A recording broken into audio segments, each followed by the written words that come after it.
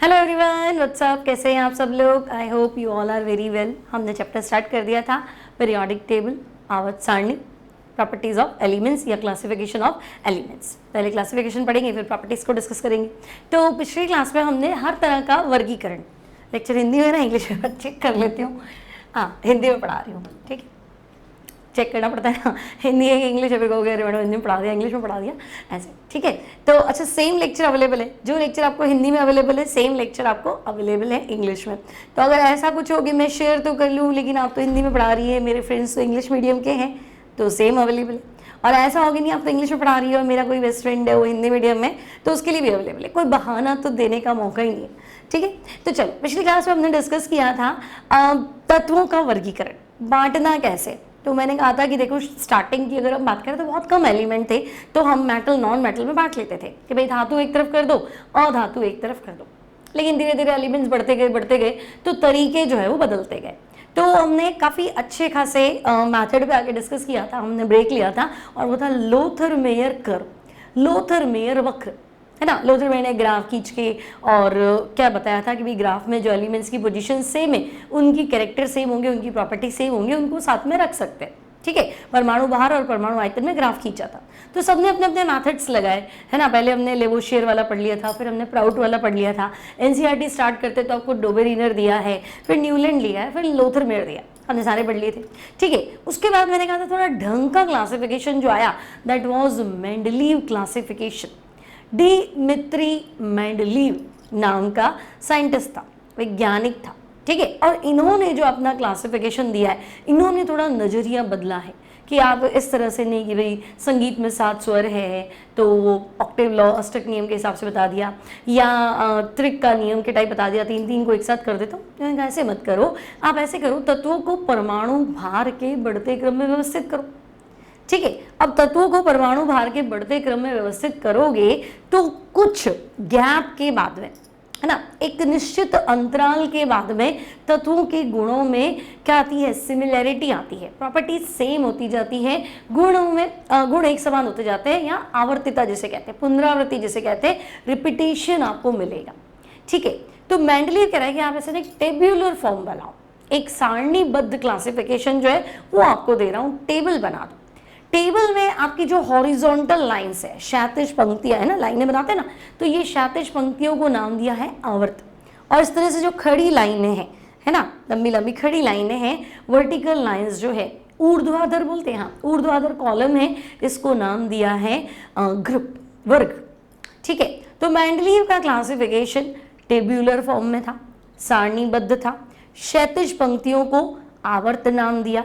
Mendeleev आवर्त सारणी में 7 आवर्त है। ऊर्ध्वाधर पंक्तियां जो थी उनको उसने वर्ग नाम दिया। मेंडलीव टेबल में 8 वर्ग है। कोई कहे नहीं 9 है, आप 8 कैसे बोल रहे हो, तो 9 देखो, मेंडलीव के टाइम में इनर्ट गैस डिस्कवर नहीं थी, है ना, उत्कृष्ट गैसों की खोज नहीं हुई थी। तो बाद में जो मेंडलीव के फॉलोअर्स थे, उनके स्टूडेंट्स जो थे, है ना, और इनर्ट गैस डिस्कवर हो गई, तो लास्ट में एक ग्रुप जोड़ दिया जिसे हम कहते हैं शून्य वर्ग, 0 ग्रुप। उसमें उन्होंने कहा अच्छा यहाँ इनर्ट गैस को रख लो। तो टेबल में तो 9 ग्रुप है, मेंडलीव ने खुद ने 8 रखे थे, अदरवाइज 9 है, तो ठीक है। फिर मेंडलीव ने हर ग्रुप को सब ग्रुप, उपवर्ग में डिवाइड कर दिया। कैसे किया वो भी आपको बताऊँ, ठीक है। अब पूरा सेटिंग कैसे किया, है ना, अरेंज कैसे किया, तो हम कहेंगे तत्वों को उनके परमाणु भार के बढ़ते क्रम में व्यवस्थित किया। यानी मेंडलीव आवर्त सारणी एटॉमिक मास, परमाणु भार पे आधारित थी। बात समझ में आ गई। तो आज हमें सिर्फ मेंडलीव टेबल को डिस्कस करना है। देखो, मेंडलीव टेबल बनानी आनी चाहिए। बहुत बार लगता है कि नहीं मॉडर्न टेबल आती है ना मुझे बनानी, तो फिर ठीक है ना मेंडलीव, नहीं, कुछ क्वेश्चंस ऐसे रहेंगे कि आप अटक जाओगे, क्योंकि ना एग्जामिनर क्या कहेगा कि मॉडर्न के हिसाब से तो आपको ग्रुप 1 से ग्रुप 18 ध्यान है। अब वो कहते हैं फर्स्ट बी, तो आप अटक गए, फर्स्ट बी कौन सा ग्रुप है। आधुनिक आवर्त सारणी में फर्स्ट बी क्या है, तो बच्चे आधुनिक आवर्त सारणी में ग्रुप नंबर 17 जो है, नहीं 17 नहीं, क्या बोलेंगे, ग्रुप नंबर 11 जो है वो आपका फर्स्ट बी है, और ग्रुप नंबर 12 जो है वो सेकंड बी है। तो आपको पता होना चाहिए first B, second B. Group number 3 third B है, और ग्रुप नंबर 13 थर्ड ए है। अब इतना सारा कैसे याद करोगे, वहाँ गड़बड़ आ जाएगी। इसलिए मेंडलीव टेबल बनानी आनी चाहिए, है ना। इसके बहुत सारे क्वेश्चन तभी सॉल्व होंगे जब आपके दिमाग में टेबल क्लियर होगी कि अच्छा इसने ये गलती की है, ये मिक्स हो रहा है, ये ऐसी कुछ ना कुछ गड़बड़ें चल रही है। ठीक है, सब में गड़बड़ तो थी, आपको पता ही है ना। तो बात समझ में आ गई, सबने अपना अपना दिमाग लगाया, इतने सारे एलिमेंट्स खोज के दे दिए। तो मैंने आपको क्या बताया, आपको कोई शॉप ओपन करनी है तो पहला काम क्या है कि आपके पास जितना भी सामान है उसको सही तरीके से व्यवस्थित करना।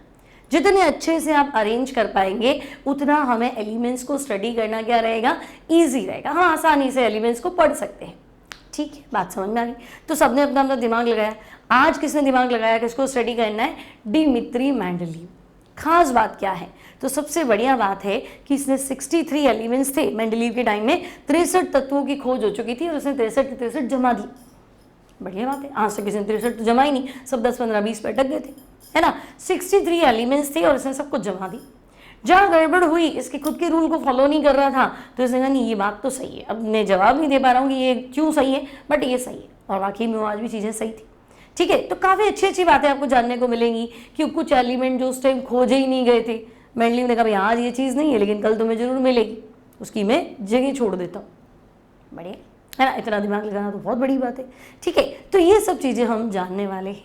फिर कह रही हूँ मेंडलीव टेबल बनाना आना चाहिए, आपको पता होना चाहिए मेंडलीव ने कैसे ए और बी को मिक्स करके रखा है, खिचड़ी क्या पकाई है, तभी तो उसकी गलतियाँ जान पाओगे, तभी तो मॉडर्न टेबल का मजा आएगा कि अच्छा भाई इसने ये गलती नहीं की है, यहाँ ये बिल्कुल सही चल रहा है।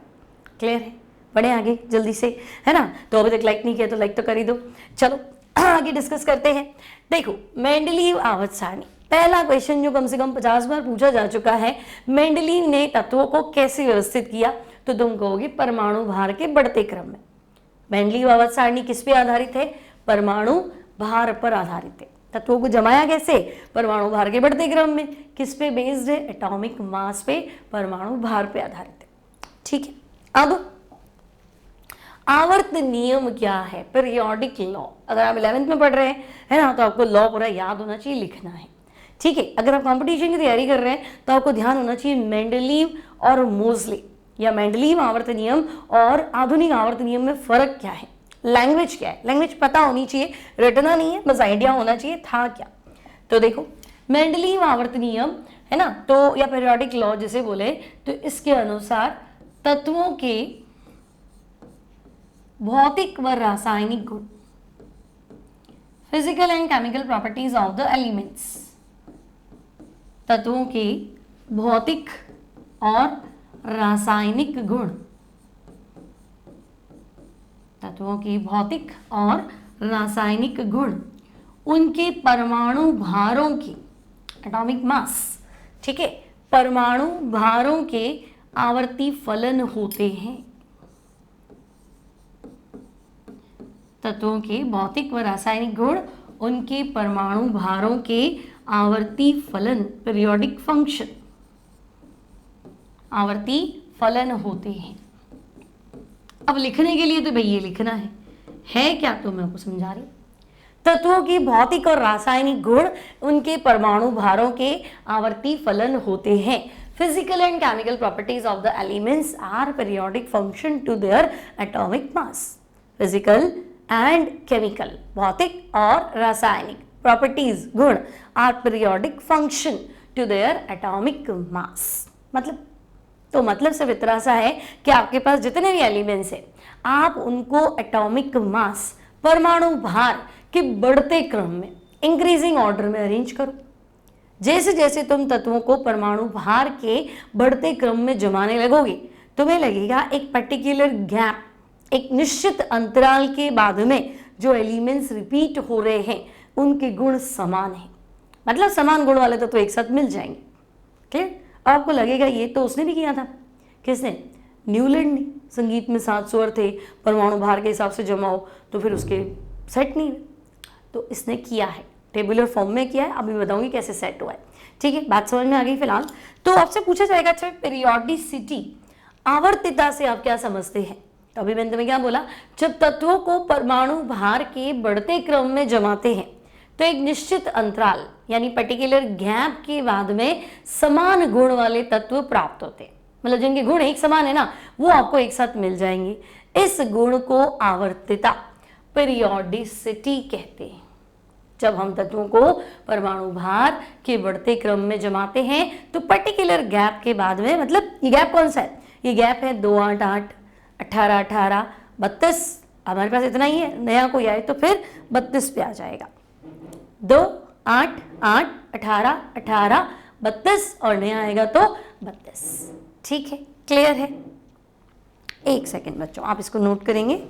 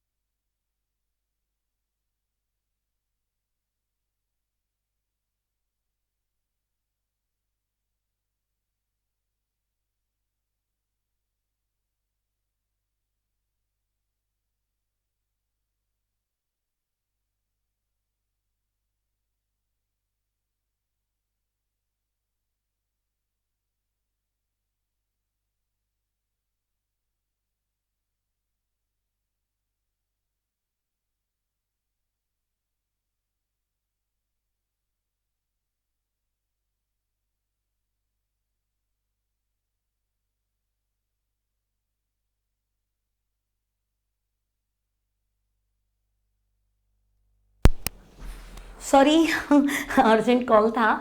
सो चलो यहाँ तक कोई दिक्कत नहीं, समझ में आ गया। पीरियोडिसिटी का मतलब आप समझ गए कि अगर हम एलिमेंट्स को जमाएंगे, अरेंज करेंगे भार के बढ़ते क्रम में, तो एक प्रॉपर गैप के बाद में जो हमें एलिमेंट्स मिलेंगे ना, एक निश्चित अंतराल के बाद में जो एलिमेंट्स मिलेंगे उनके गुण समान है। अच्छा, ये गैप कौन सा है बोलो, ये गैप कौन सा है? तो याद रखना मैजिक नंबर है, जादुई संख्या है जिसे बोलेंगे ना, इसमें बहुत सारे क्वेश्चन बनेंगे तुम्हारे, फिर तुम याद करोगे अरे मैडम ये बता तो मेरे क्वेश्चन बन रहे। तो ये मैजिक नंबर याद रखना, जब भी पूछूं मैजिक नंबर बोलो तो अपना लकी नंबर मत बोलना, मैजिक नंबर जादुई संख्या है। आवर्त सारणी की जादुई संख्या कौन सी है? 2, 8, 8, 18, 18, 32 और नया जो आएगा वो 32। Magic number of periodic table 2, 8, 8, 18, 18, 32 और जो नया आएगा वो भी आफ्टर 32। याद रखना, फिर 10 क्वेश्चन बनेंगे, फिर कहोगे मुझे पता नहीं था। क्लियर है, कोई दिक्कत नहीं। अब हम आते हैं, चलो ये मेंडलीव ने क्या किया, तो जो सब काम कर रहे थे उसने भी अपना दिमाग लगाया। फिर ये न्यूलैंड नहीं कर पाया और ये इसने करा, इसने कैसे करा, क्या जुगाड़ लगाया, वो भी हम सीख लेते हैं। तो देखो मेंडलीव टेबल आपको समझ में आ गई है ना। अब मेंडलीव आवर्त सारणी तत्वों की सबसे पहली टेबुलर व्यवस्था थी। टेबुलर मतलब समझ गए ना, सारणीबद्ध व्यवस्था थी। एक टेबल बना दी भाई, देखो ये आवर्त है, ये वर्ग है, इस तरह से प्रॉपर अरेंज था। ठीक है, मेंडलीव आवर्त सारणी में टोटल एलिमेंट्स कितने हैं बच्चों? तो हम कहेंगे मेंडलीव आवर्त सारणी में कुल तत्वों की संख्या है 63। मेंडलीव आवर्त सारणी में कुल तत्वों की संख्या है 63। कुल तत्व कितने हैं? 63 है। 63 एलिमेंट्स, बहुत बड़ी बात है इतने एलिमेंट्स को जमाना, अरेंज करना। बात क्लियर? सबसे पहला टेबुलर क्लासिफिकेशन था, सबसे पहले किसी ने टेबल बना के समझाया, सबसे पहले इतने एलिमेंट्स को किसी ने जमाया है। ठीक है, चलो अब इसकी इंपॉर्टेंस इतनी पता नहीं चलेगी है ना। अब सुनो, अब ये क्या कह रहा है, तो देखो मेंडलीव ने तत्वों को सारणीबद्ध रूप से व्यवस्थित किया, पढ़ लिया हमने। क्षैतिज पंक्तियां, इस तरह से जो लाइंस थी ना उनको बोला गया आवर्त, है ना। क्षैतिज लाइनें जैसे ऐसे बनाएंगे ना, इन लाइंस को क्या बोला गया? आवर्त। ये इस तरह से ना 1, 2, 3 ये जो आएंगे ना, इस तरह से टेबल बनी हुई है, तो 10th में भी आ गया टेबल वगैरह। ठीक है, तो इन टेबल्स को, इन लाइंस को हम बोलते हैं आवर्त, और आपको इंग्लिश में लिखना है तो आप लिखेंगे पीरियड। सवाल क्या बनता है, मेंडलीव आवर्त सारणी में कितने आवर्त है? 7। मेंडलीव आवर्त सारणी में कितने आवर्त हैं? देयर आर 7 पीरियड, 7 आवर्त है मेंडलीव आवर्त सारणी में। सिमिलरली वर्टिकल कॉलम, ऊर्ध्वाधर स्तंभ कितने हैं? ग्रुप कितने हैं? मतलब अच्छा, ऊर्ध्वाधर स्तंभ को बोला क्या? तो ग्रुप बोला। क्षैतिज पंक्तियां हैं, इसको क्या बोला? पीरियड, आवर्त। खड़ी जो लाइनें हैं इनको क्या बोला? वर्ग बोला है, ग्रुप बोला है। मेंडलीव आवर्त सारणी में 8 वर्ग है। मेंडलीव आवर्त सारणी में 8 वर्ग हैं। There are 8 groups in Mendeleev periodic table. बात समझ में आ गई? ठीक है, अब आज की टेबल देखें तो ग्रुप 18 है। 18 को इसने 8 में कैसे सेट किया? आज की टेबल कुछ नहीं है, मेंडलीव का इलैबोरेटेड फॉर्म है, विस्तृत रूप है, थोड़ा सेट कर दिया, इसको यहाँ खिसका दो, इसको यहाँ खिसका दो और ये जमा देते। जैसे वो सोफा कम बेड देखा है ना, सोफा कम बेड क्या होता है कि फिलहाल ये बेड बना हुआ था, अब हमने यहाँ मतलब सोफा था और अब हमें सोफे की जरूरत नहीं है, मान लो सोना है, आजकल घर छोटे छोटे होते हैं, तो उसी को हमने क्या किया? बेड बना दिया। तो बस सेम चीज़ वही है। मेंडलीव ने जो बनाई ना टेबल, वो एक सोफे जैसी थी। मोस्टली ने क्या किया? सोफे को खोल दिया और उसको क्या कर दिया? बेड में कन्वर्ट कर दिया। जब चाहिए सोफा बना लो, जब चाहिए तो बेड बना लो। टेक्नोलॉजी है, कुछ भी हो सकता है। ठीक है, तो बात समझ में आ गई। मेंडलीव आवर्त सारणी में क्षैतिज पंक्तियों को क्या नाम दिया? आवर्त। कितने आवर्त थे? 7। खड़ी लाइनों को क्या नाम दिया? तो हम कहेंगे वर्ग। कितने वर्ग थे? तो हम कहेंगे 8। 7, 8, 7, 8। कोई कहते हैं 9। तो भाई आफ्टर डेथ ऑफ मेंडलीव, है ना, मेंडलीव की मृत्यु के बाद में आपने उत्कृष्ट गैसों की खोज कर दी, तो उसी सारणी में रख दी भी। चलो सारणी तो चली नहीं, यहाँ एक नवा ग्रुप जोड़ देते, उसको 9 नंबर डी नाम दिया, उसको हमने शून्य समूह, 0 ग्रुप नाम दे दिया। नोबल गैस है, उत्कृष्ट गैस है। ठीक है, नोबल गैस, इनर्ट गैस, उत्कृष्ट गैस, ये। ठीक है, तो देखो बाद में मेंडलीव आवर्त सारणी में एक और वर्ग जोड़ा गया जिसे शून्य समूह कहते हैं, उत्कृष्ट गैस समूह का नाम दे दिया। क्लियर है? बात समझ में आ गई? कोई तकलीफ हो तो बोलो। कोई तकलीफ है ही नहीं, क्या है, बच्चों वाली तो टेबल है, समझ में आ गया इतना। अब आगे डिस्कस करते हैं। अब होगा क्या कि भाई मेंडलीव टेबल को बनाओ, तो बनाने से पहले जो चीज़ तुम्हें पता होनी चाहिए, मेंडलीव ने बस ये गलती कर ली, या मान लो भी इसने ऐसा बनाया है, मेंडलीव ने कहा देखो मैं आपको 1 से 7 ग्रुप में बांट के दे रहा हूँ, हर ग्रुप को 2 में डिवाइड कर दो, A B A B A B. मतलब फर्स्ट ए दे रहा हूँ ना तो first A first B, second A दे रहा हूँ ना तो सेकंड ए सेकंड बी, फिर third A fourth A fifth A sixth A seventh A, तो 7A और 7B तो 14 ग्रुप हो गए ना, 7 तो A वाले और 7B वाले तो 14 ग्रुप हो गए, 14 ग्रुप हो गए। तो हम गए यहाँ, ठीक है। 8वां जो समूह था उसको 3 भागों में बांट दिया, तो 14 और 3 कितना हो गया, तो हम कहेंगे 7। और इसके फॉलोअर्स ने इनर्ट गैस तो रख ही दिया था एंड में, तो 18 हो गए ना, यहाँ 18 हो गए। बस मिक्स था, मोस्टली ने थोड़ा अलग कर दिया, है ना। तो मेंडलीव ने ग्रुप कितने बनाए, तो हम कहेंगे टोटल तो 8 थे, 1 से 7 को A और B में बांटा और समूह 8 ग्रुप 8 को 3 भागों में बांटा, ठीक है। अब है क्या उसको भी डिस्कस कर लेते हैं। तो पहले बनाए मेंडलीव आवर्त सारणी बना लेते हैं। देखो मेंडलीव ने क्या किया कि भाई ग्रुप A और ग्रुप 1 नहीं देखे, इसने नाम दिया फर्स्ट A, ठीक है। फिर सेकेंड A, है ना, सेकेंड A, सॉरी मैं भी क्यों लिख रही हूं फर्स्ट A, सेकेंड A। फिर यही चल रहा है इसके पास third A, fourth A, fifth A,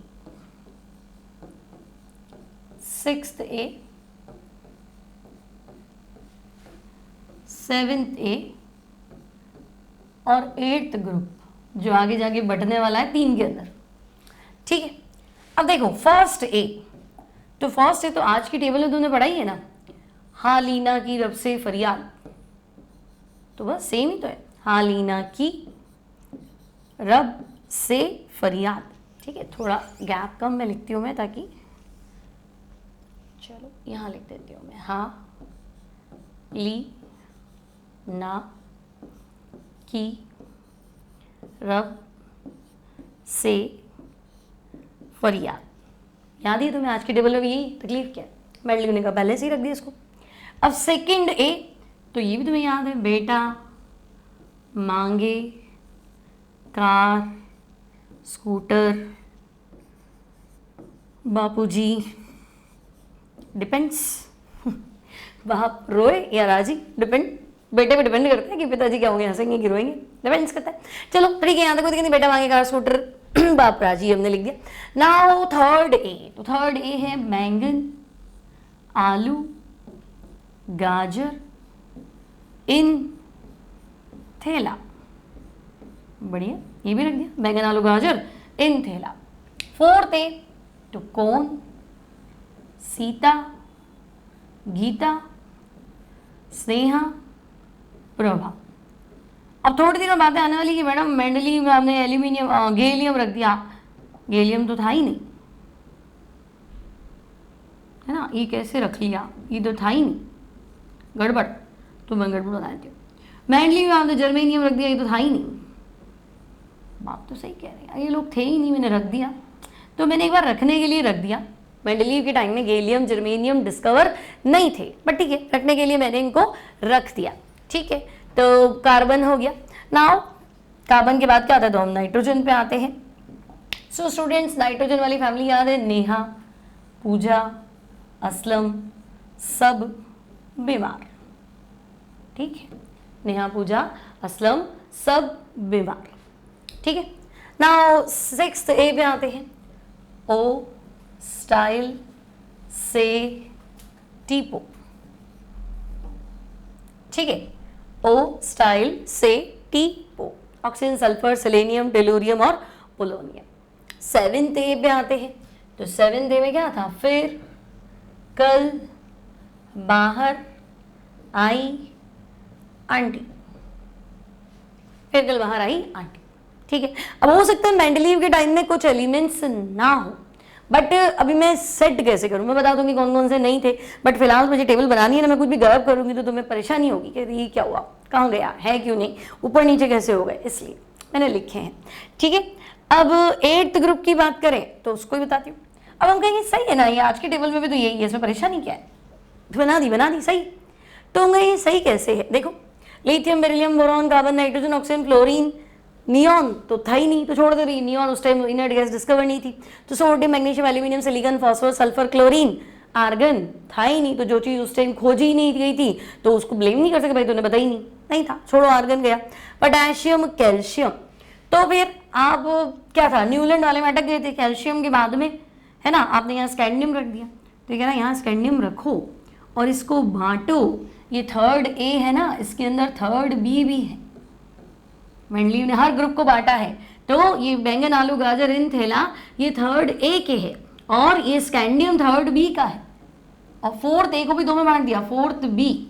तो स्कैंडियम के बाद आता है टाइटेनियम, ठीक है, स्कैंडियम टाइटेनियम। अब कुछ लोग फिर शुरू हो जाएंगे अरे मेंडलीव में तो स्कैंडियम भी नहीं था, पता है, शांति, 2 मिनट शांति, ठीक है, स्कैंडियम टाइटेनियम। अब फिफ्थ बी, ठीक है, तो देखो SCTV ये सब याद होना चाहिए, SC scandium, T titanium, V vanadium, है ना। अगर मैं कहूँ कि मेंडलीव के टाइम स्कैंडियम था ही नहीं, बात सही है, स्कैंडियम नहीं था, लेकिन अभी तुम आगे नहीं बढ़ पाओगे ना, यहाँ से शुरू करोगे TV तो तुम कहोगे यहाँ वाला कहाँ गया। परेशानी भी तो है ना, जिंदगी में बहुत परेशानियाँ है, ठीक है। यहाँ पे भी गड़बड़ घोटाला है तो हम इस गड़बड़ घोटाले को भी थोड़ा गड़बड़ बनाते हैं, ठीक है, ठीक ठीक ऐसे बना देते हैं ना भाई। ये जो मैंने ऐसे बनाया ना, भूत प्रेतों की तरह ये थे नहीं, हैं पर दिखते नहीं है। भूत में यही तो होता है पर दिखता नहीं है ना, तो बस जो नहीं दिखता हम उसको मानते नहीं है। तो ये प्रकृति में थे पर आपने खोजे नहीं, गलती आपकी है, तो हमने इसको थोड़ा ऐसे बना दिया, हॉरर बना दिया, ठीक है। अब ठीक है, तो चलो SCTV scandium titanium vanadium car में, ठीक है, SCTV कार में, है ना। ये टाइटेनियम फोर्थ बी का है, वेनेडियम फिफ्थ बी का है। देखो एग्जामिनर को फंसाना होगा ना तो ऐसे फंसाएगा, सिक्स्थ बी का तत्व है। तो भाई ए तो बच्चों को याद होते हैं, बी कहाँ फंस गया, तो बी तो याद ही नहीं होता है। अब वो कहेगा लो बोलो सिक्स्थ बी का तत्व है क्रोमियम, तो हम सोचते ही रह जाएंगे अरे है कि नहीं है, तो सिक्स्थ बी का ही है क्रोमियम, संयोजकता भी 6 होती है, ठीक है। सेवेंथ बी का एलिमेंट है तो Mn, संयोजकता भी हाईएस्ट 7 होती है ना Mn की, KMnO4, तो Mn belongs to seventh B. तो SCTV कार में फेकोनी, तो बच्चे इसको हमने 3 में डिवाइड किया है ना। मेंडलीव के अनुसार 8th ग्रुप में पहले कौन से 3 एलिमेंट है, तो यही है भाई फेकोनी, ठीक है। 3D याद है ना तुम्हें, प्रथम संक्रमण श्रेणी, first transition series 3D। SCTV कार में फेकोनी 8th ग्रुप का फर्स्ट पीरियड बन रहा है ये, है ना। 8th ग्रुप का मतलब फर्स्ट सीरीज बन रहा है। कुंजी तो भैया कॉपर और जिंक, ध्यान से देखो, copper belongs to first B, Mendeleev ने सारे ए को बी में बांट दिया, तो हमने यार ये तुम्हें खिचड़ी बना दी, क्या किया है, ए बी मिक्स कर दिया सारा, तो ठीक है ना, उसको जो समझ में आया उसे करा, है ना। तो कुंजी, फिर तो जिंक 30 होता है बेटा, इसके बाद क्या होता है, इसके बाद 30 के बाद 31, है ना। गैलियम, जर्मेनियम, आर्सेनियम, सेलेनियम और ब्रोमीन आता है, कोई तकलीफ ही नहीं है, ठीक है। तो अब फेकोनी हो गया, अब क्या करें, तो हम कहेंगे रुको, फेकोनी ब्रोमीन भी आ गया, ठीक है। अब क्या करें, तो फेकोनी के बाद में क्या आएगा, तो इसके बाद में यही आएगा आपका रूस रवाना पैदल, रूस रवाना RH पैदल, और उसके बाद क्या आएगा, तो हम कहेंगे उसकी ईरानी प्लेट, है ना। और तुम्हें लगेगा सारा हौच पौच हो गया है, कोई बात नहीं, तुम्हें टेबल नहीं, मतलब तुम्हें ये पता होना चाहिए कि फेकोनी रूस रवाना पैदल, रूस रुथीनियम, रवाना रोडियम, पैदल पैलेडियम, और उसकी ईरानी प्लेट ऑस्मियम, इरिडियम, प्लैटिनम, ये 9 एलिमेंट जो है ना, ये मेंडलीव के 8th ग्रुप से बिलोंग करते हैं। क्लियर। मेंडलीव आवर्त सारणी में 8वें समूह में कितने एलिमेंट थे, तो हम कहेंगे शुरू में 3, फिर 3, फिर 3, पहले 3 फेकोनी, दूसरे 3 रूस रवाना पैदल, उसके 3 उसकी ईरानी प्लेट, ठीक है ना, अगले 3 उसकी ईरानी प्लेट। क्लियर। फिर मेंडलीव के हिसाब से कॉपर फर्स्ट बी से बिलोंग करता है। अब देखो तांबा चांदी सोना, कॉपर है ना तो सिल्वर यहाँ आएगा और सोना गोल्ड यहाँ आएगा, तो मेंडलीव के अनुसार तांबा चांदी सोना फर्स्ट बी में है, और zinc cadmium mercury, zinc cadmium mercury ये आपका सेकंड बी में है, ठीक है। फिर ये आपके चल ही रहा है SCTV, अब यहाँ आ जाएगा एट्रियम वगैरह, ये सब यहाँ चलेंगे, है ना, रुथेनियम तक मिक्स हो जाएगा। आपको इतना ज़्यादा बताना नहीं है, आपको जो जो बातें मैं बता रही हूँ आपको वो ध्यान रखना है। पहले कितने आवर्त थे, क्या होता है आवर्त, तो हम कहेंगे जो क्षैतिज पंक्तियाँ हैं, हॉरिजॉन्टल रोज जो है उसे हमने आवर्त बोला। कितने आवर्त है मेंडलीव आवर्त सारणी में, जवाब देते रहो, जितनी बार बोलोगे ना जवाब दोगे तो क्या होगा कि तुम्हें खुद को पता चलेगा कि हाँ मुझे ये याद हो रहा है, रटना नहीं पड़ेगा, है ना। कोई सवाल पूछे खट से आंसर दे दो तो एक बार स्ट्रेस फ्री हो जाता है कि हाँ आपने पूछा मैंने दे दिया ना, बात खत्म, जवाब आ गया, मुझे तो आता है ना। नहीं तो तुम्हें सोचो वो मुझे याद करना है, मुझे याद करना है, मुझे याद करना है, फिर कमेंट करो मुझे याद होता नहीं, मुझे याद होता नहीं, मुझे याद होता नहीं। और तो जब सवाल पूछो तो आंसर दे दिया करो, है ना। तो जब मैं क्लास में कोई बच्चा नहीं है बट मैं तुम्हें लाइव पढ़ा सकती हूँ कि हाँ बहुत सारे बच्चे सुन रहे हैं, पढ़ रहे हैं, तो तुम जवाब दे सकते हो, तुम्हारी आवाज़ आ जाएगी मेरे पास, चिंता मत करो, है ना। ये नेचर है, एनर्जी छोड़ोगी तो एनर्जी कंजर्व रहती है, तुमने छोड़ी तो मेरे पास पहुंच जाएगी, टेंशन चिंता ही नहीं करनी है, ठीक है। तो बोलो मैंडलीव आवर्त सारणी में 36 पंक्तियां किसे, 36 पंक्तियों को क्या नाम दिया था, आवर्त। मैंडलीव आवर्त सारणी में कितने आवर्त थे, 7। ऊर्ध्वाधर स्तंभ को क्या नाम दिया था, वर्ग। कितने वर्ग थे, 8। फिर बांटा कैसे था, 1 से 7 में, तो तुम कहोगे 1 से 7 में ए भी है और 1 से 7 में बी भी है, 1 to 7 A and 1 to 7 B. Clear, first A, second A, third A, fourth A, fifth A, sixth A, seventh A, और फिर first B, second B, third B, fourth B, fifth B, sixth B and seventh B. 8th group को 3 parts में divide किया था। Clear, कोई दिक्कत नहीं है। 8th ग्रुप में कौन कौन से एलिमेंट है, फेकोनी, रूस रवाना पैदल, उसकी ईरानी प्लेट, इतना क्लियर है। फिर स्कैंडियम कहाँ से शुरू हुआ, तो यहां से शुरू हुआ 3rd ए, एल्यूमिनियम वाले। अब scandium, titanium, vanadium, chromium, manganese, और मैंगनीज के बाद आ गया ना फेकोनी, और ये आ गया ना कुंजी, कॉपर, जिंक। फिर जिंक 30 है तो ये आ गया gallium, germanium, arsenium, selenium, bromine, ruthenium, rhodium और पैलेडियम। क्या ही तकलीफ है, ठीक है। फिर तो हम कहेंगे आगे बढ़ो, यहाँ पहुंच जाओगे भाई, सिल्वर है और कैडमियम है, यहाँ तक तो कोई दिक्कत है नहीं, है ना। अब प्रॉब्लम क्या है, तो हम कहेंगे अच्छा जहाँ जो नहीं आया ना, इसके बाद एट्रियम, जिरकोनियम, ये सारा भी है ना भाई। आपने फेकोनी हो गया तो इधर एट्रियम आएगा ना, एट्रियम यहाँ पे आएगा, ठीक है। जिरकोनियम, फिर क्या था, नियोबियम, मॉलिब्डेनम, टेक्नीशियम, फिर आपका चल रहा है रुथीनियम, रोडियम वगैरह वगैरह, ठीक है। इसमें तो कोई टेंशन है नहीं, है ना। अब मैं क्या कहना चाह रही हूँ, प्रॉब्लम्स क्या आ रही थी, सही है ना, चलो थोड़ी बहुत मिक्स हो गई, हौच पौच हो गया, सही है ना। तो मैं सही कैसे, देखो पैलेडियम, प्लैटिनम या निकल, निकल तो पता मेटल है, अलमारियां वगैरह बनती है तो निकल स्टील जो है इसमें मिक्स करते हैं निकल को, या प्लैटिनम जहाँ सोना चांदी होता है वहीं प्लैटिनम की बात करते हैं, तो ज्वेलरी बनाने वाला है, लीस्ट रिएक्टिव मेटल है, तो आपका प्लैटिनम वहाँ एक कोने पे और सोना चांदी यहाँ दूसरे कोने पे, तो हम कहेंगे तो गुणों में समान तत्व है, तो समान को तो आपने एक को तो एक उत्तर में रख दिया, एक को तो दक्षिण में रख दिया, ये क्या है, ये तो बहुत ज़्यादा दूर है। एक को कहीं रखा, थोड़ा आसपास रख लेते, एक का गैप आता, तो हम कहेंगे हाँ जो समान थे बेचारे, एक जैसी प्रॉपर्टी वाले थे, उनको आपने ऐसे रख दिया, एक को लेफ्ट में रख दिया, एक को राइट में रख दिया। हम कहेंगे हाँ ये तो बड़ी गड़बड़ है, चलो एक्सेप्ट कर लेते भाई, चलो छोटी मोटी गलती हो गई, आज तक इतने लोगों ने गलतियाँ की, छोटी गलती है। फिर हम कहेंगे नहीं देखो, फिर गड़बड़ का है फिर गड़बड़ है कि ये पोटेशियम, सोडियम, पोटेशियम, रुबीडियम, है ना, तो भाई सोडियम पोटेशियम को तो हम हवा में भी नहीं रख सकते, ये हाईली रिएक्टिव मेटल है, इनको कैरोसिन में डुबो के रखना पड़ता है, तो ये अत्यधिक क्रियाशील तत्व है, इनको कैरोसिन में डुबो के रखना पड़ता है, they are highly reactive metal.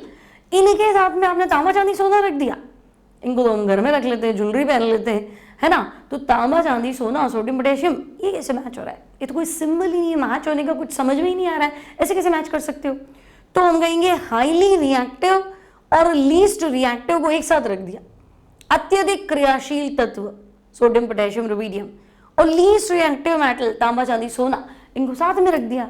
ऐसे तो मत करो कम से कम, है ना, मतलब आप बिल्कुल क्या बोलते हैं कि कोई टेररिस्ट हो या सिर्फ बम धमाके की बातें करता हो और एक बिल्कुल है ना संत आदमी हो, उनको साथ में रख दिया, सेट कैसे होगा, गड़बड़ होगी, है ना। तो हम कहेंगे हाँ ये बड़ी गड़बड़ है, ठीक है।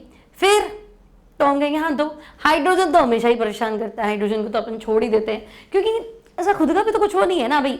आप एक चीज़ बोलो कि मैं मेटल हूँ कि मैं नॉन मेटल हूँ, तो आप कहोगे कि नहीं कॉन्फ़िगरेशन वाइज तो हाइड्रोजन जो है वो 1s1 है, तो लिथियम के साथ सेट हो रहा है, लेकिन बाय नेचर H नहीं होता, H2 होता है, गैस होता है, तो जैसे F2Cl2Br2 वैसे H2 होता है, तो फिर आप उसको वहाँ रख देते, तो ये तो खुद ही कॉन्ट्रोवर्शियल है, तो इसके तो हम छोड़ देते भाई, हाइड्रोजन की स्थिति अनिश्चित, तो हम कहेंगे हाँ ठीक है चलो। फिर हम कहेंगे हाँ ये गड़बड़ तो है, खास बात अच्छी बात है क्या है, आपने टेबल बनाई, आपने हमें इंट्रोड्यूस किया कि पीरियड्स क्या होते हैं, ग्रुप्स क्या होते हैं, आपने 63 एलिमेंट्स को अरेंज कर लिया, कुछ एलिमेंट्स जो है आपके रूल्स को फॉलो नहीं कर रहे हैं, है ना, जैसे कोबाल्ट और निकल, अगर परमाणु भार को देखोगे ना तो कोबाल्ट का भार ज़्यादा है और निकल का कम है, तो निकल और कोबाल्ट आगे पीछे करने थे, लेकिन मेंडलीव का नहीं, ऐसे नहीं करना है, कोबाल्ट निकल ठीक है ऐसे ही रहेगा। आयोडीन और आपका ये टेलुरियम तब भी है ना, आयोडीन का भार जो है कम है, टेलुरियम का ज़्यादा है, तो मेंडलीव का नहीं, इनको छेड़ना नहीं, आयोडीन को ब्रोमीन के साथ रखो, टेलुरियम को सेलेनियम के साथ रखो। आपके रूल को फॉलो नहीं कर रहा है, बट आपने कहा इट्स ओके, कोई बात नहीं, है ना। तो हम कहेंगे चलो बात तो सही है, रखना है वो बड़ी बात है, और रखा तो इसने सही है, रूल को फॉलो नहीं कर रहा। फिर देखो उस टाइम कुछ एलिमेंट्स नहीं थे, जैसे स्कैंडियम की खोज नहीं हुई थी, तो इसने इसको नाम दे दिया इक्का बोरॉन। जैसे कभी कुछ टाइम बाद में प्रकृति में एक तत्व मिलेगा जिसका भार इतना होगा, फिलहाल हमने उसको खोजा नहीं है, पर उसकी जगह तो छोड़ देते, ठीक है भाई। ये तो 4 पीढ़ियों बाद में आपके घर में एक पुत्र होगा या पुत्री होगी और वो देश का प्रधानमंत्री बनेगा, तो 4 पीढ़ी बाद में आएगा ना, या 2 पीढ़ी बाद में आएगा ना, आपने पहले ही प्रिडिक्ट कर दिया, बड़ी बात है ना। जैसे प्रिडिक्शन जो है आने वाले एलिमेंट्स का कर दिया कि देखो स्कैंडियम तो इक्का बोरॉन, और गैलियम नहीं था उस टाइम तो उसे नाम दे दिया इक्का एल्यूमिनियम, सब बताऊंगी आगे रिटर्न में, ठीक है, एक बार समझा रही हूँ। और जर्मेनियम तो इक्का सिलिकॉन। तो ये बहुत बड़ी बात है, जो एलिमेंट्स नेचर में प्रेजेंटली अवेलेबल नहीं है, वे तत्व जो प्रकृति में अभी उपलब्ध नहीं है, और आपने प्रेडिक्ट कर दिया कि ये हैं, इनका वेट इतना है, इनके कैरेक्टर ये होंगे और इनकी जगह ये है, आप खाली छोड़ दो इनकी जगह, ठीक है भाई, छोड़ देते हैं और तो क्या ही करें, है ना। तो ये काफ़ी अच्छी अच्छी बातें थी जो इसने मतलब इसकी टेबल को जो ना वो रिस्पेक्ट देने वाली थी। इसलिए परमाणु क्रमांक 101 वाला तत्व जो खोजा गया, तो मेंडलीव के सम्मान में उसको नाम दिया गया मेंडिलेवियनियम या मेंडिलेनियम, ऐसे मान लो, ठीक है। तो परमाणु क्रमांक 101 वाला तत्व है ना, वैसे तो हमने आईयूपीएसी शुरू कर दिया था, 101 नेमिंग आईयूपीएसी के हिसाब से करो, लेकिन मेंडलीव के सम्मान में उसको मेंडेलेवियनियम नाम दिया गया। ये बात समझ में, ठीक है। अब इसके कैरेक्टर्स को देख लेते भी क्या खास बातें हैं। तो देखो मेंडलीव आवर्त सारणी की विशेषता है, अच्छी बातों पर सबसे पहले ध्यान देना चाहिए, है ना। अब गलतियां तो हर कोई निकालता रहेगा, तो बेस्ट क्लासिफिकेशन है आज तक का, क्योंकि ये टेब्यूलर फॉर्म में है, सारणीबद्ध वर्गीकरण है, इसका मतलब टेबल में है, टेब्यूलर फॉर्म में है।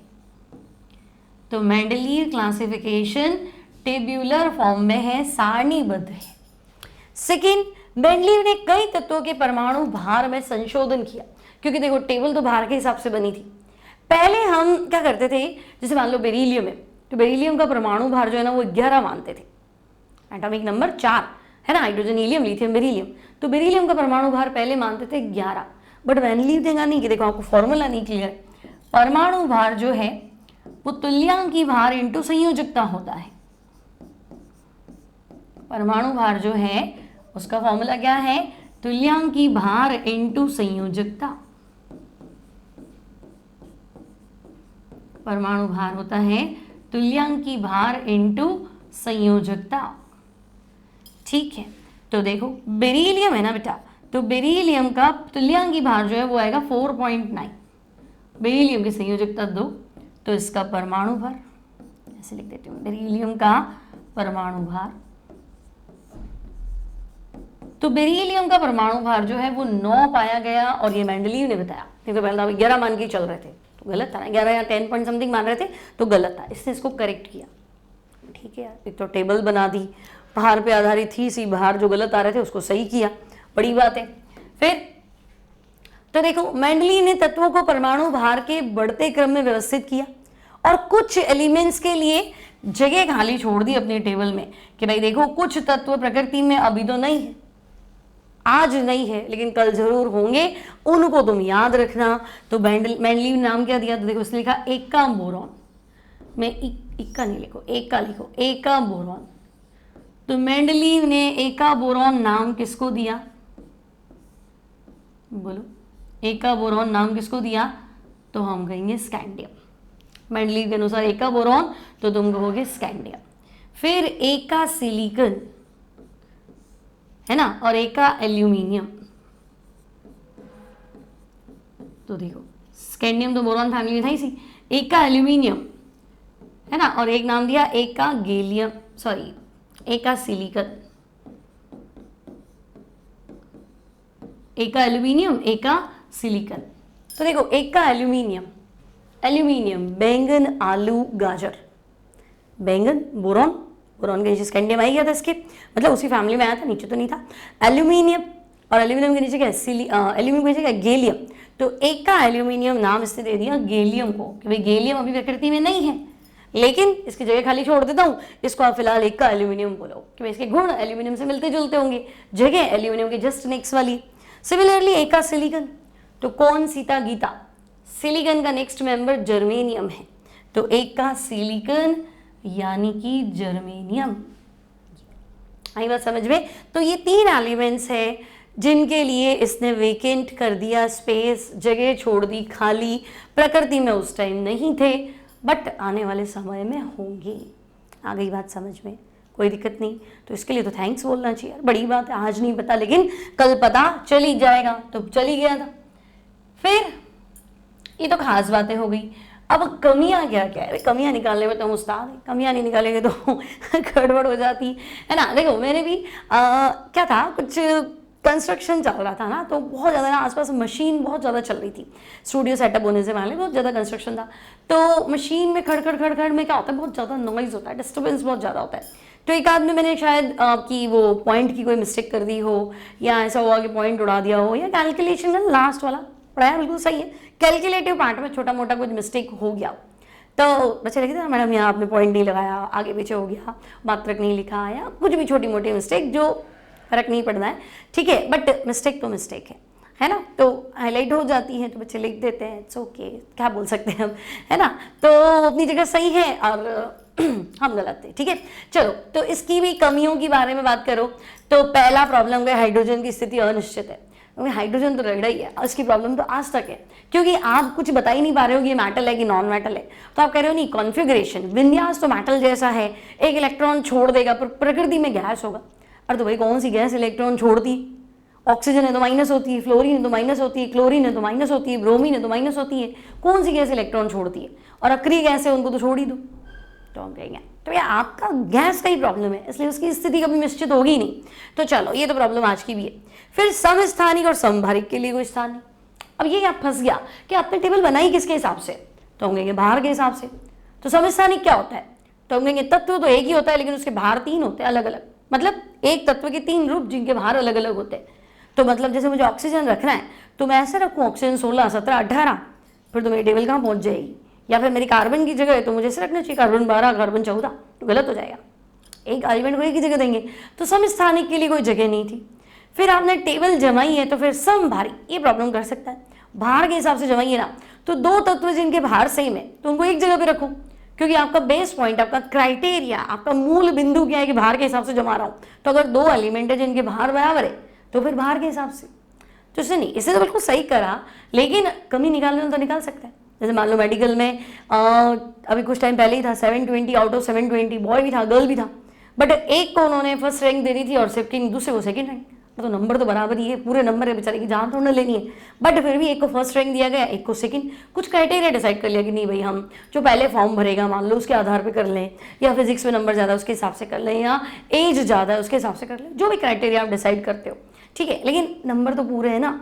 सिमिलरली 2 एलिमेंट के बाहर तो सेम है ना, तो एक जगह पर बिठाओ, तो एक जगह पे तो नहीं बिठा सकते ना, अलग अलग बिठाना पड़ेगा। तो कुछ क्राइटेरिया लगा के इससे अलग कर दिया, ठीक है। तो हम कहेंगे भाई कमी तो कमी है। फिर परमाणु भार के नियम का कठोरता से पालन नहीं किया, मतलब तो मैंने कहा था देखो कोबाल्ट निकल के भार में प्रॉब्लम है। सिमिलरली आयोडीन और टेलुरियम के भार में भी, टेलुरियम पहले रखा है आयोडीन बाद में रखा है, पर भार के हिसाब से ऐसे उल्टा होना चाहिए, आई पहले आना चाहिए टेलुरियम बाद में आना चाहिए, निकल पहले आना चाहिए कोबाल्ट बाद में आना चाहिए, लेकिन इसने कहा नहीं जो है वो सही है और आज तक वो सही है, ठीक है। तो उसको इसने स्ट्रिक्टली फॉलो नहीं किया। अब ऐसे कौन कौन से एलिमेंट है जहां इसने भार का पालन नहीं किया, तो तुम्हें ना ऐसे याद रखना, इसको कैसे याद रखना, तुम याद रखना आमिर खान तो 20 साल पहले भी अगर इसे लिखा था ना आमिर खान, तब भी उसको पता था कि हाँ कौन है, आज भी पता है कि आमिर खान कौन है, बड़ी बात है ना। आमिर खान तेरी इच्छा, ठीक है भाई, आमिर खान तेरी इच्छा, ठंडा पेप्सी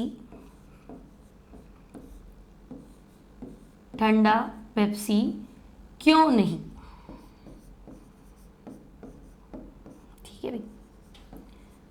अब देखो आमिर खान आर्गन पोटेशियम, इनके भार में प्रॉब्लम है, पोटेशियम का भार कम है, आर्गन का भार ज़्यादा है, लेकिन इसमें मेंडली की गलती नहीं है, आर्गन उस टाइम डिस्कवर था ही नहीं। अब मेंडली के फॉलोअर ने आर्गन को लास्ट में रख दिया, फिर ये ड्रॉबैक आ गया, तो इसमें हम कंसिडर कर सकते हैं कि चलो माफ कर दो। तेरी इच्छा, टेलुरियम और आयोडीन तो बच्चे आयोडीन का भार 127 है और टेलुरियम का 127 पॉइंट समथिंग है, 127.4 मान लो, 5 मान लो, तो आगे पीछे होना चाहिए। मेडलीव ने साफ मना कर दिया कि नहीं, आगे पीछे नहीं रखना है, जो रखा है वो सही है, अब नहीं करते फॉलो तो नहीं करते। ठंडा पेप्सी, ठंडा मतलब थोरियम, पेप्सी मतलब प्रोएक्टिनियम, ये आपके एफ ब्लॉक के तत्व है, वो भी एक्टिनॉइड्स। और क्यों नहीं कोबाल्ट और निकल, ठीक है ना। आप ये मान लो 58.9 है और ये 58.6 है, लमसम बता रही हूँ मैं, तो आगे पीछे होना चाहिए। तो मेडलीव ने मना कर दिया कि नहीं रखने तो ऐसे ही। अब मैं स्ट्रिक्टली फॉलो नहीं कर पा रहा हूँ, हाँ तो ठीक है, मैं अपनी बात को फॉलो नहीं कर पा रहा हूँ, ओके, इस केस में नहीं हो रहा है, कोई बात नहीं, सही तो सही है ना, समझ में आ गया यहाँ तक। फिर और क्या गड़बड़ है तो हम कहेंगे देखो समान गुणों वाले तत्वों को अलग अलग रखा, मतलब तो अभी मैंने तुम्हें बताया ना, तांबा चांदी सोना, कॉपर सिल्वर गोल्ड को पैलेडियम और प्लैटिनम से अलग रखा गया। यहाँ तो आपने बड़ी मिस्टेक कर दी यार, वो है ना, कॉइन मेटल है, ज्वेलरी बनाने वाले हैं, लीस्ट रिएक्टिव मेटल है, इनको तो साथ साथ रख लो। तो हम कहेंगे नहीं, सेट ही ऐसे हुआ, पैलेडियम से अलग रखा गया, ये तो कमी है ही सही, मानो तो कमी है। और असमान गुणों वाले तत्वों को साथ साथ रखा गया, क्या आती, सोडियम पोटेशियम के साथ आपने तांबा चांदी सोना रख दिया, तो यहाँ गड़बड़े है ना। तो यहाँ पे आपको लिखना है सोडियम पोटेशियम रुबीडियम आरबी को तांबा चांदी सोना, कॉपर सिल्वर गोल्ड के साथ रखा गया, ठीक है। यहां तक भी बात क्लियर है कि भाई यहाँ गड़बड़ हो चुकी है।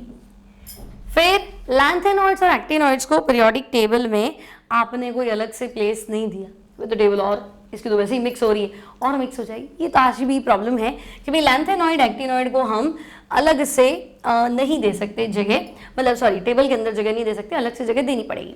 ये आज का भी इश्यू है, ड्रॉबैक है, मान के चलो, ठीक है। तो समझ में आ गई तो मेंडलीव आवर्त सारणी, कहाँ गलतियाँ हुई, क्या क्या गलतियाँ हुई, किस पे आधारित है, खास बातें क्या हैं, गुण क्या है, सब बता दोगे। आवर्त क्या है, कितने हैं, वर्ग क्या है, कितने हैं, ए कितने हैं, बी कितने हैं, फिर 8th ग्रुप को कितने में बांटा है, मेंडलीव के अनुयायियों ने आवर्त सारणी में कौन सा ग्रुप जोड़ा, मेंडलीव के सम्मान में किस तत्व को मेंडेलिवियनियम नाम दिया गया, कौन से तत्व को परमाणु क्रमांक, कौन से तत्व को नाम मुझे बोला नहीं जाता, मेंडेलिवियनियम ऐसा कुछ नाम है, वो दिया गया। मेंडलीव और एनियम जोड़ दो लास्ट में ना, मेंडेलिवियनियम, ठीक है, ये दिया गया। फिर मेंडलीव किन किन तत्वों में परमाणु भार को स्ट्रिक्टली फॉलो नहीं कर पाया। मेंडलीव ने इक्का बोरॉन किसको बोला, मेंडलीव ने इक्का एल्यूमिनियम किसको बोला, मेंडलीव ने इक्का सिलिकॉन नाम किस तत्व के लिए प्रयुक्त किया, मेंडलीव ने कौन से तत्व थे जिनके गुण समान नहीं थे पर सामने साथ में रख दिया, कौन से ऐसे तत्व थे जिनके गुण समान थे उनको अलग रख दिया, कौन से तत्व की स्थिति आज भी आवर्त सारणी में चाहे मेंडलीव हो चाहे मॉडर्न हो दोनों में अनिश्चित है, किन तत्वों को आवर्त सारणी में स्थान नहीं दिया गया, किस तत्व के परमाणु भार में संशोधन किया गया, ठीक है। ये सारे कुछ क्वेश्चन हैं जो मेंडलीव टेबल में आ सकते हैं, है ना। एक हम टेबल देख के भी आइडेंटिफाई करेंगे बच्चों, जैसे मान लो हमने टेबल कहाँ बनाई, ये रही, जैसे मैंने आपको ये बताया है ना, सिमिलरली आपको ये भी पता होना चाहिए, देखो जिंक कैडमियम मरकरी है ना, जिंक कैडमियम मरकरी और ये स्ट्रोंशियम बेरियम रेडियम, इनके भी कैरेक्टर मैच नहीं करते, इनको भी आपने क्या कर दिया, साथ में रख दिया है, ठीक है। तो आपको इससे आइडिया लग जाएगा भी कौन से तत्वों को साथ में रखा है, किसको अलग अलग रखा है, क्लियर है, समझ में आ गई। तो I think Mendeleev table clear. सवाल कैसे बन सकते हैं वो मैंने आपको बता दी। अब इसके बाद आएगी मोजले, मॉडर्न पीरियोडिक टेबल, मोजले की पीरियोडिक टेबल, आधुनिक आवर्त नियम। अच्छा, मेंडलीव आवर्त नियम याद रखना है, तत्वों के भौतिक और रासायनिक गुण परमाणु भार के आवर्ती फलन होते हैं, क्योंकि भार के आधार पे, परमाणु भार पे आधारित है, ठीक है, समझ में आ गया। अब मिलती हूँ नेक्स्ट टाइम नेक्स्ट क्लास में, टिल देन कीप स्टडिंग। अच्छा लगे तो लाइक कर दीजिए और मिलते हैं बाद में, till then take care and bye bye.